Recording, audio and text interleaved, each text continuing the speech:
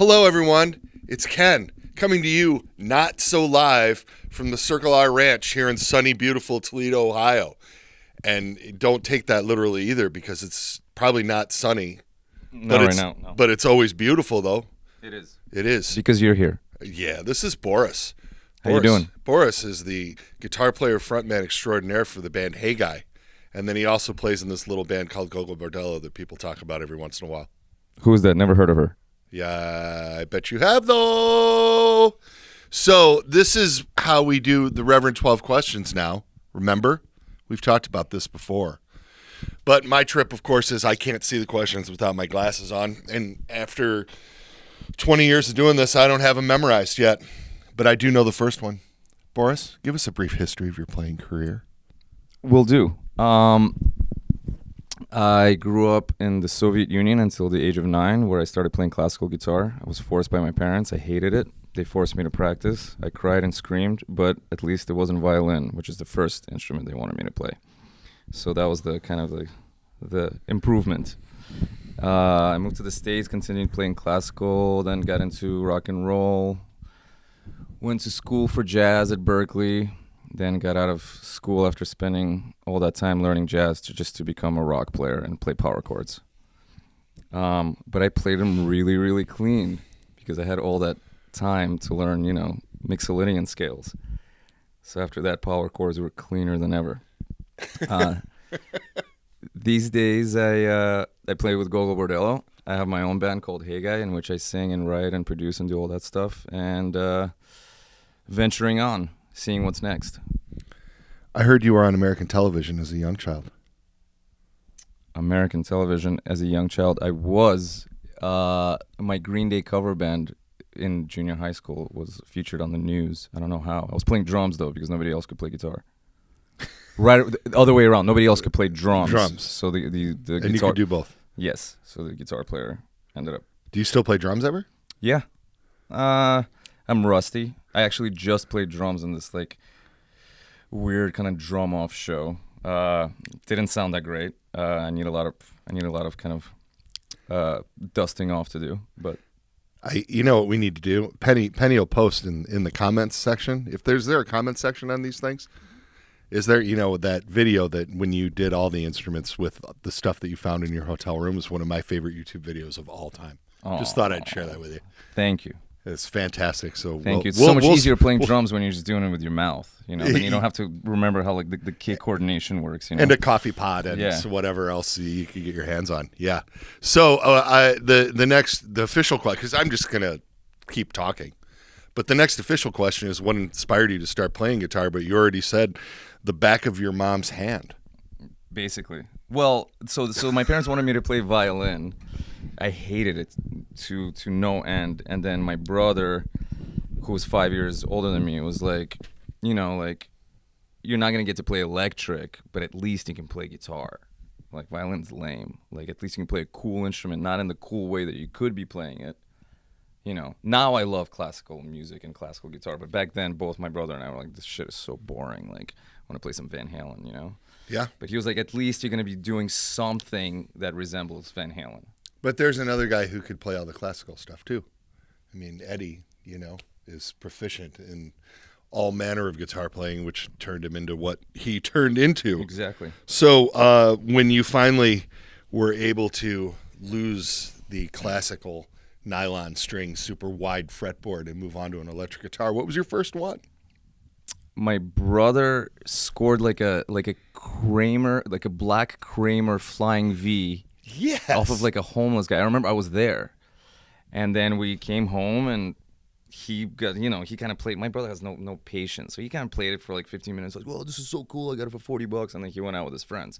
I grabbed it and I was like, holy shit, this is so easy. The action's so low. Frets are so much closer together. So I just started playing and I was like, wow, this is, and then all I had to do is learn how to use a pick. I already had the left hand shit going on. So yeah. So then I was just turn on Metallica records and I was just yeah, I can do this, So what'd you get to plug it into? What did you get to plug it into? I think we had one of those PVs with the old sign where everything was like a lightning bolt. Yeah, PV man. scent. Like one of those like 15 waters, probably like solid state. Yeah, with like the little metal strips down the sides. Yeah, the those are gray great. channel switch. Those are some of Joe Naylor's favorite amps of all time. But- He's come up with some weird modifications. Like he takes them apart and changes caps and resistors and makes them sound amazing. Joe's got some interesting hobbies. I haven't seen a PV on the bench in a long time though. This next question, Boris, Yes. this is speed round because this could be a half an hour in itself if you get people going. Mhm. What are your top 5 favorite records? Just like that. Really fast. Abbey Road. Far Beyond Driven by Pantera. And Out Come the Wolves by Rancid. Wow, now it's going to get thick. One of the Queen records, for sure. Yeah, that's a tough one. Yeah, there's so many. Quite possibly maybe even their last one, Innuendo. Not that it's their best, but for some reason it resonates with me very hard. And then there's probably like 600 jazz records and another 600 classical guitar records that I can name. But I'll just sum them all Okay. up. Who's your favorite jazz guitarist? Probably Kurt Rosenwinkel. Okay, I need to look that one up. Wayne Krantz, Rosenwinkel. Well, Wayne Krantz is not really a jazz guitar player, but something of that nature. What is the proudest moment of your playing or performing career? And just go ahead and take the Green Day cover band on the local news right out of the equation and pick a different one. We already heard about that. Is it proudest because we were playing for the most people, or is it proudest because I feel like I was... You tell me. I guess we all can't venture too far away from notoriety, right? So like we played a show opening for Green Day 2 summers ago at Hyde Park in front of, I don't know, maybe like 65,000 people. And the way it was different from other festivals that we play is normally you play in a festival and there's maybe 120,000 people in the entire festival, but actually who is watching you? Maybe, 5, 10, 20,000, right? This we went on right before Rancid, so we had the entire place. So you couldn't see like the last person. Number 1. Number 2, Rancid is one of my favorite bands. Green Day is something I used to love as a very horny and very nerdy teenager.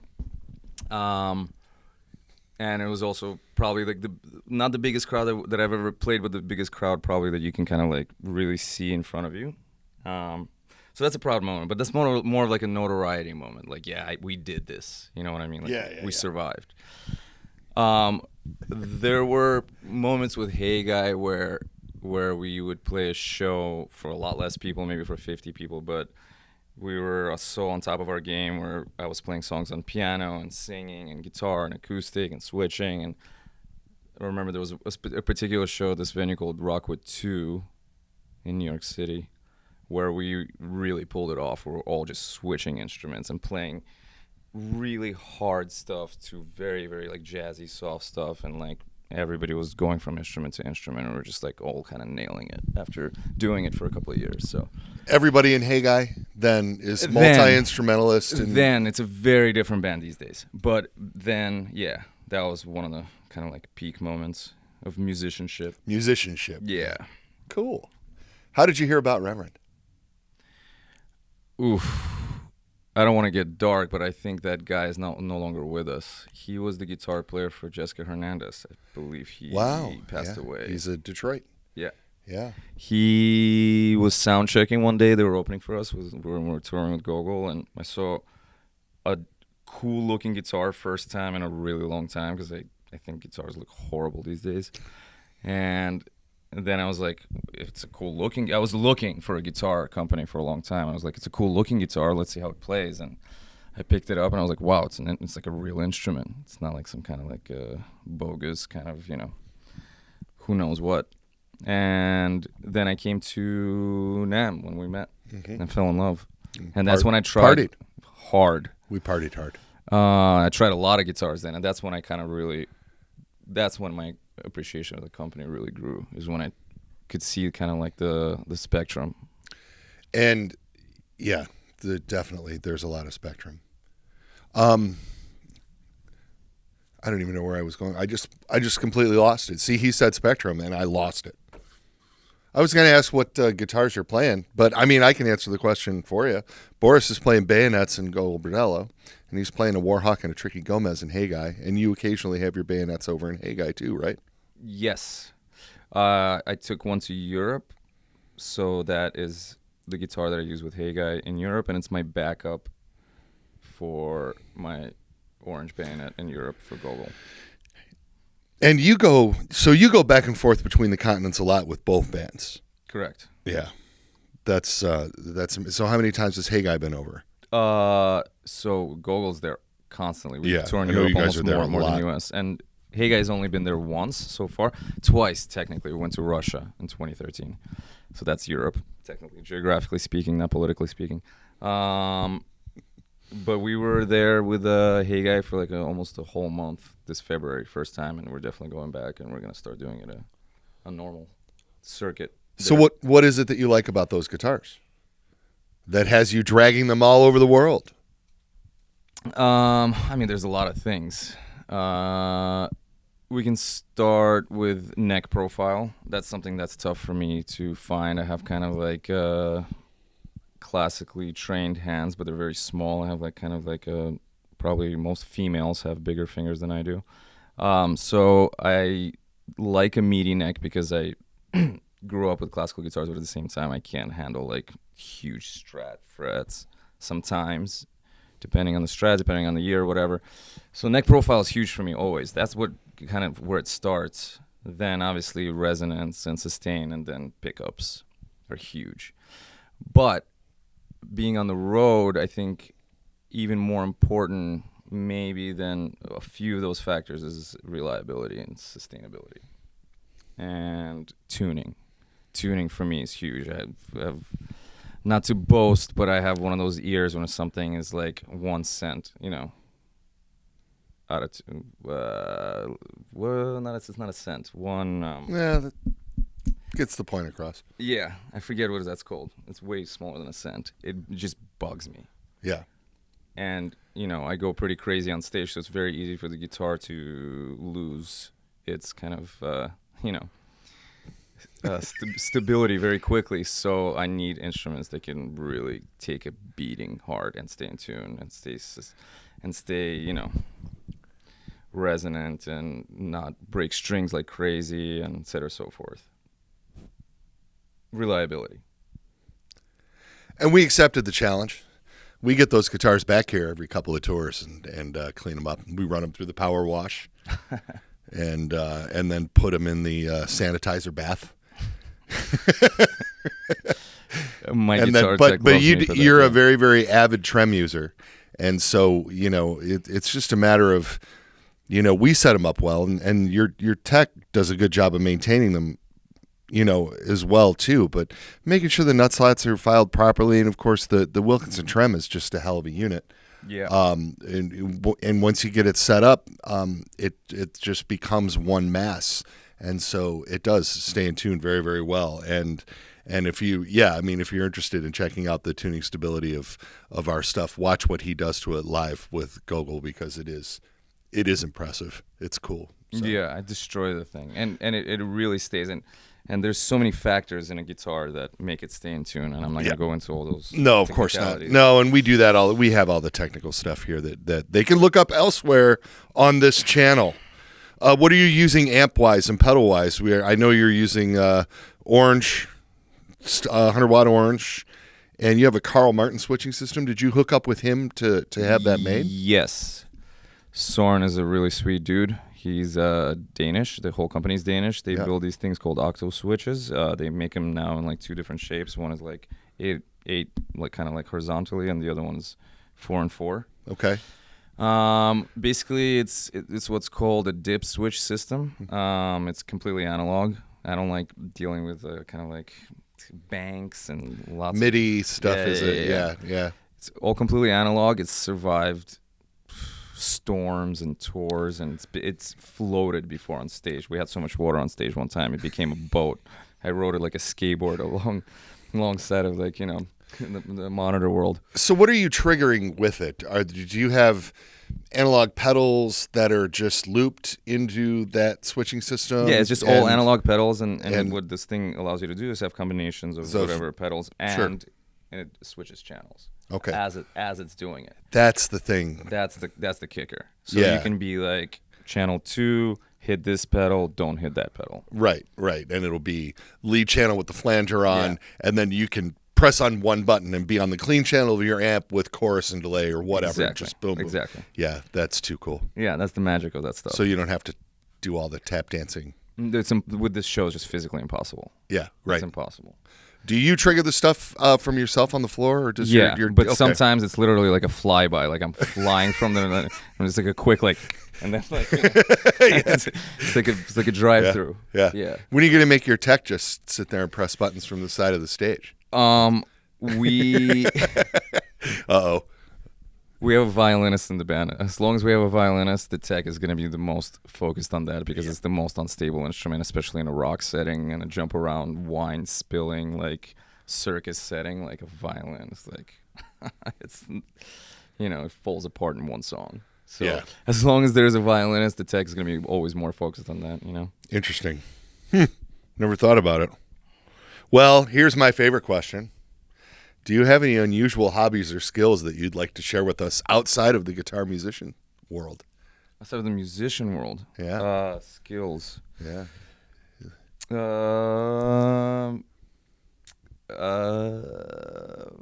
Wow. I wasn't ready for that. I know. It went. I study philosophy, and I read a lot about it, and I practice kind of philosophical jargon with my kind of very stoner but very, very intelligent friends like yourself and other buddies back home. It's not a real hobby, but it's a thing. I consider myself pretty good at it. No, I mean, if you read a lot, that's the thing. I mean, yeah, I'm more like very kind of like well read up on it. I'm pretty a lot of the concepts I kind of visit are modern and up to date and try to stay on top of it. Interesting. Well, and you come from such an interesting geopolitical background and you travel a lot, so it must be. Do you still have family in Russia? Total side note. Very, very little. Very little. Yeah, a lot of people ran to Germany and Israel and here. That, and of course, that in itself is a whole other conversation. Yeah. What kind of advice do you have for up-and-coming players? For that guy that's going to be sitting in the general admission of the Royal Oak Music Theater tonight, he's going to be like, oh, I want to be like that guy.